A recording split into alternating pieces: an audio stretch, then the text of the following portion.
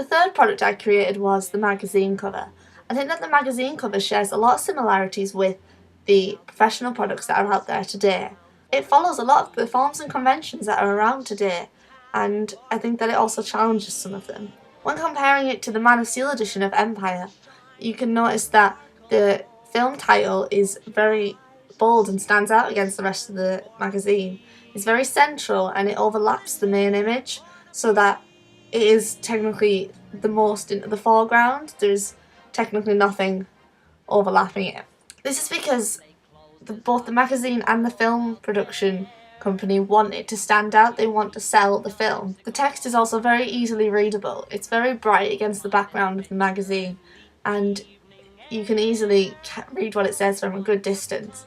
Beneath it is a small amount of text that describes what's inside the magazine about the film very quickly and briefly. This text is smaller so that it doesn't take attention away from the film but can still be associated with the film. Along the top of the magazine there is a tagline. Both the professional magazine and my magazine use this to, sell the magazine a little bit more. We also use different fonts and colours to make it stand out so it's not all one text, which can be a bit boring. One thing that I've done is put a small item in the corner that sells the magazine a little bit further and adds that little bit of extra context to the magazine. The sticker on the left side of my magazine is much like the sticker on the right of the Empire magazine. They've used red whereas I've used black, but both had the same effect.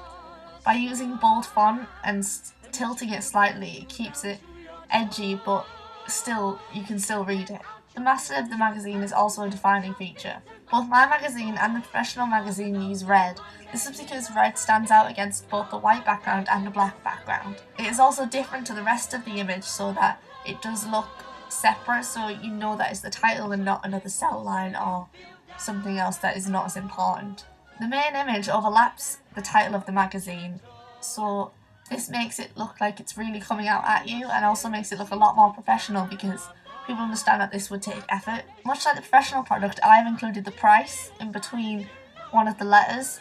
This is because the price is usually quite small and not that noticeable unless you look for it, as magazine companies do not want to put people off by the price at first glance.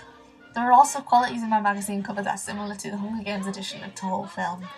As you can see in the same section of the magazine, both magazines contain the same qualities. They both have a sticker and some cell lines on the right.